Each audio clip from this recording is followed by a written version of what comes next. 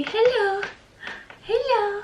Hi everyone, I am back on YouTube. I have a little secret for you. I actually haven't filmed a video in over 2 months. I've just been putting out my vlogs from New Zealand and Rarotonga. Anyway, today I thought I would sit down and chat to you guys about my thoughts on moving from London back to Slovenia. I have moved back 6 months ago now, which is insane. People keep asking me questions still how I feel about the move, so I thought why not film a little life update and answer all of you guys' questions. I asked you to ask me questions on my Insta stories and a lot of you did. A lot of the questions were very similar and they also kind of cover everything that I wanted to address, so I'm just gonna go through them. The first question is, what's the best thing about living in Slovenia except having your family around? Probably the fact that I don't have to worry about how I'm gonna pay my rent next month, honestly. London was freakishly expensive to live in. I definitely don't have as many financial worries, but I probably will as soon as I move out to my own place, because I'm currently living with my parents. If I stay in Slovenia, I would like to settle down in Ljubljana, which is the capital.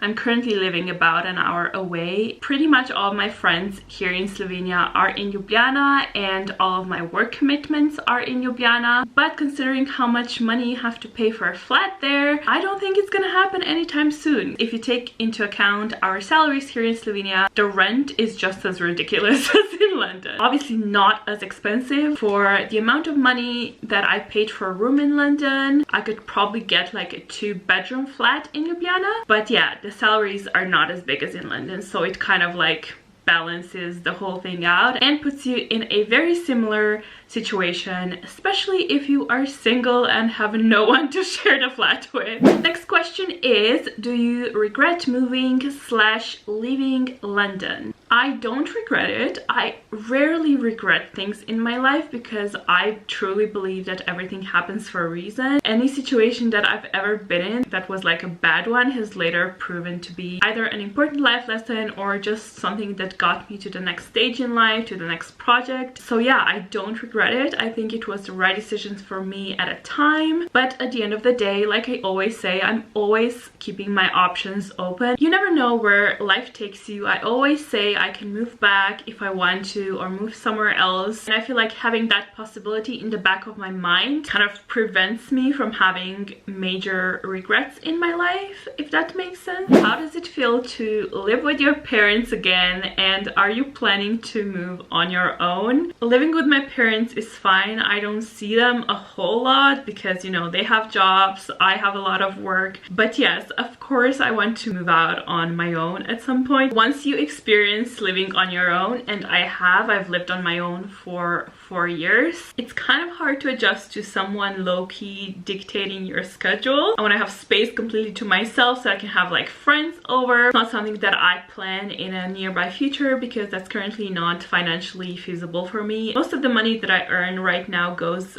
into traveling. That's the main reason why I moved back to Slovenia, is so that I don't have to pay rent for a while and I can, you know, just go on adventures. Do you miss London? Truth to be told, I haven't missed London at all, apart from my friends, up until about a month ago. And then I was like, I really want to go to London, but not like I want to move back to London, just like I really want to go for like a few weeks, catch up with everyone and do all the fun things, which actually I think brings me to my next question, which is, what do you miss from London? Right, I think this might be a complicated answer. I'll try to articulate it as best as I can. Obviously, first thing that I really miss are my friends. My friends in London were like a family to me, and I've never had such good friends before. This is gonna sound slightly strange, but I miss the person that I was in London. It's not like I've changed or like I'm a whole different person here, but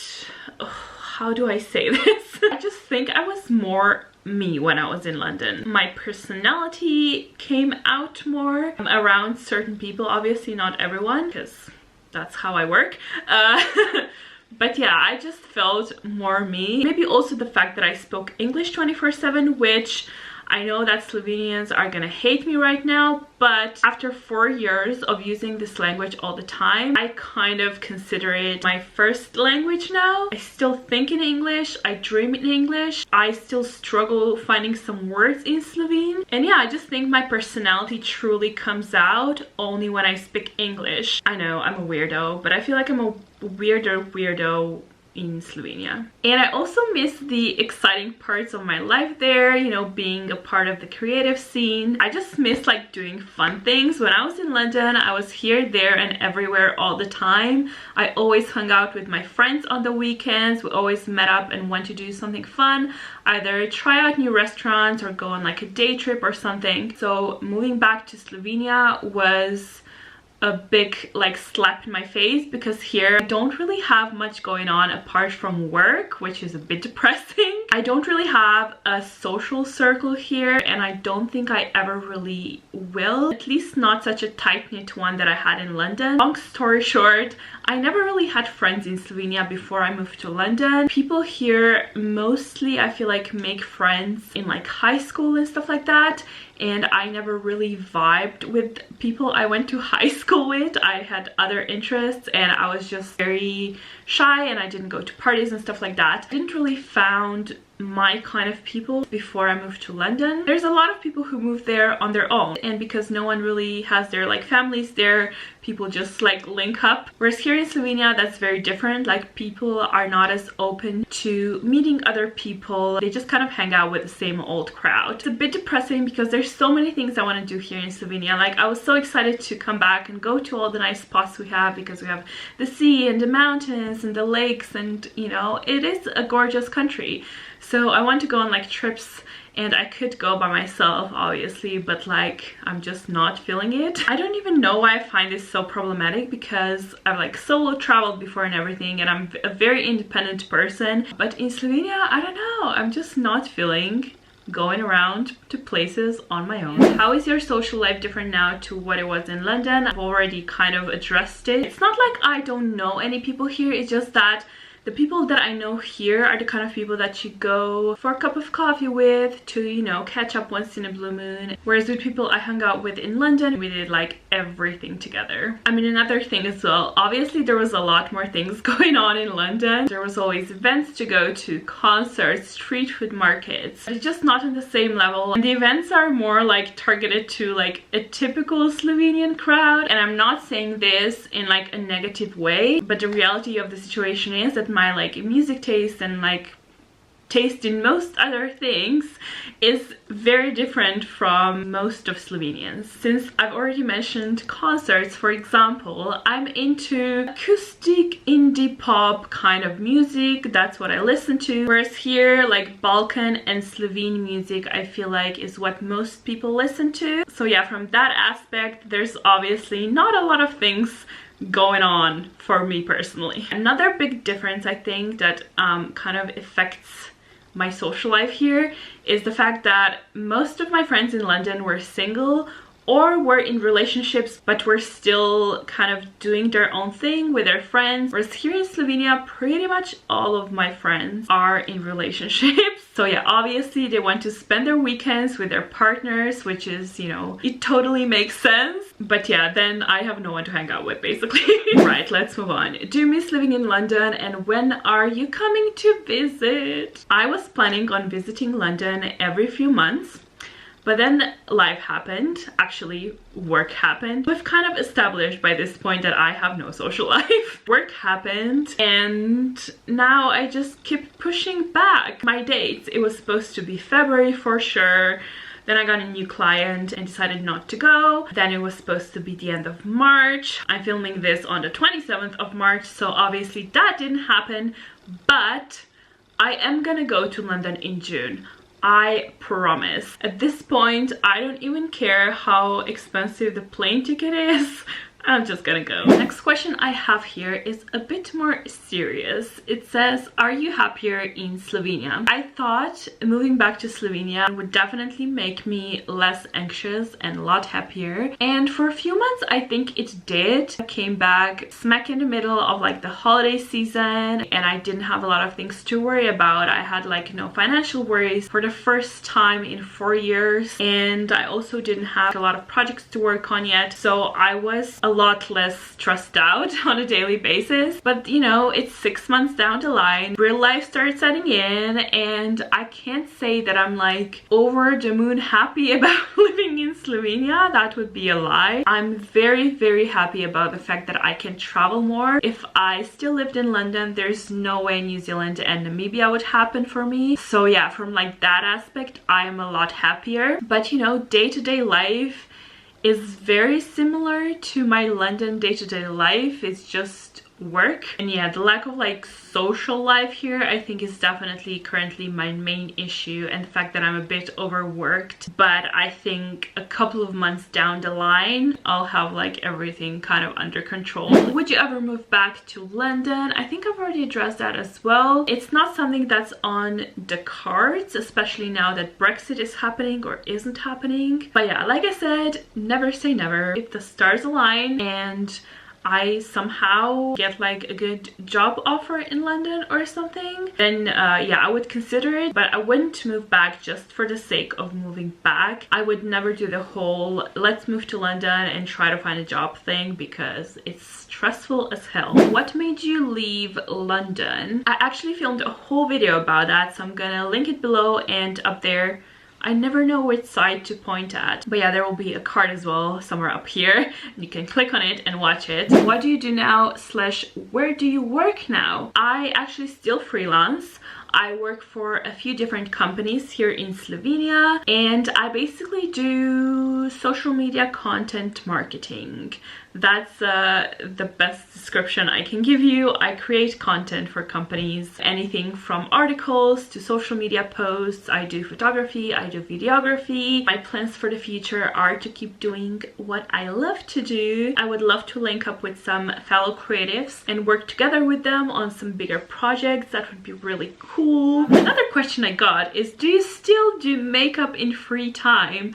I don't know how many of you know, but if you used to follow me way back when, I basically posted videos and did blog posts about makeup. And I'm also actually a certified makeup artist. I went to school for makeup after I finished uni. Unfortunately, I currently have zero time to do makeup in my free time. I even struggled putting it on myself, and unfortunately my dad turned my makeup room into a storage room that I can't even step into at the moment because it's full of boxes. But once that is sorted out, I do want to go back into makeup, not full-time by any means, but just, you know, for fun. I taught some of my friends how to do makeup, like I just showed them some tricks and stuff like that, and I got such great feedback from them that I'm actually thinking about doing some one-on-one lessons for women who just want to learn a few makeup tricks and want to be a bit better at doing their own day-to-day makeup. So yeah, this is something that people around me will be interested in. I might do something along those lines. My last question, I think, is what are your plans for the future? Obviously traveling as much as I can. That will always be my #1 priority. Work-wise, just having like a stable regular income would be great. I'm kind of like okay with that at the moment, so it's not going too bad. Like I'm on the right path, I feel like. But one thing that I would also like to start working on at some point is like my own projects. When it comes to YouTube, I have so many things on my to film list that I would really like to finally make this year. It's kind of hard for me to talk about the future of my YouTube channel because I feel like at the moment I don't have time for it at all, and I think that in the next couple of months there will be less videos on my channel because I can't keep up with the weekly schedule anymore. Something that I've decided to change is that I won't be vlogging anymore. I mean, I'm not gonna not vlog at all, but I'm not gonna be doing weekly vlogs anymore like I used to. I will still be vlogging when I travel and occasionally when I do something fun, but I won't be vlogging my day-to-day life anymore. Instead of vlogs, I really want to do more structured travel-y guide type of videos. I want to show you cool spots in Slovenia, maybe connect with some smaller businesses here to show, you know, the tourists what they can do besides going to check out Bled and Ljubljana. So yeah, travel guides, tips for visiting the places that I've visited, like New Zealand. I also want to write an ebook, a proper New Zealand travel guide with my full itinerary. That's something that I really want to do in the next couple of months if I can find the time. The idea behind it is that, you know, if you get the guide, all you have left to do is literally just book flights and book the hotels that I've recommended you to book. It's gonna be very like itinerary focused. Months of my own research crammed into, you know, I don't know how many pages. One thing that I'm probably gonna do, well, not probably, I'm definitely gonna do on my YouTube channel this year is I'll probably do a bi-weekly like Learn Slovene with Sandra series because I had a lot of foreigners emailing me, messaging me if I can do like a proper kind of course. So this is definitely on the cards as well. I'm also thinking about launching a Patreon. It's like a monthly subscription service. A lot of like viewers used to support their favorite YouTubers on like a monthly basis. I've recently thought about launching it just because I got a few emails asking me if I would do Slovene Skype lessons with them, and I think having that as an option on Patreon would just logistically make the most sense. So that's something that I'm gonna work on in the next month because I want to start with the videos in May when I come back from Namibia. So if anyone wants to learn how to speak Slovene or improve their Slovene, the videos are coming. They're not gonna replace my regular content, they're just gonna be like bonus videos. Whew, yeah, a lot of plans, not a lot of time, so we'll see how that goes. In case you have subscribed to my YouTube channel for vlogs and for an insight into my personal life, follow me on Instagram because since I stopped vlogging my day-to-day life, I actually have been doing Insta stories a lot more, and it's just more of a real-time short version of vlogs. I share what I'm up to, I tell you what I'm loving in the moment, which music I'm listening to. Oh, I'm also doing a no sugar, no bread challenge, which I'm also documenting over there in case you're interested in that type of content. So yeah, make sure to follow me on Instagram. I think that's where the day-to-day magic is gonna happen from now on. But saying that, my next video probably will be a vlog because I have been filming vloggy bits after I came from New Zealand. It's gonna be like a random collection of bits from the 2 months of my life. I don't even remember what I've been filming here and there. I just remember that I filmed the concert that I went to, and the rest I guess will be a surprise. Anyway, this was probably one very long video. I apologize, but I also know that you guys like watching updates, so I hope you enjoyed it. Don't forget to subscribe for, you know, all the cool content coming your way. I'm going to Namibia next month for almost 3 weeks, so that's gonna be very exciting to watch, I feel like, if you're into traveling. And I guess, yeah, I'll see you next week with the vlog, and then hopefully some cool travel guide, travel advice kind of videos, and travel vlogs from Namibia. Oh god, sorry for all the rambling. I'm gonna go now. I'll see you guys on Sunday. Bye! About to leave, already packing, come with me. I'm not really asking.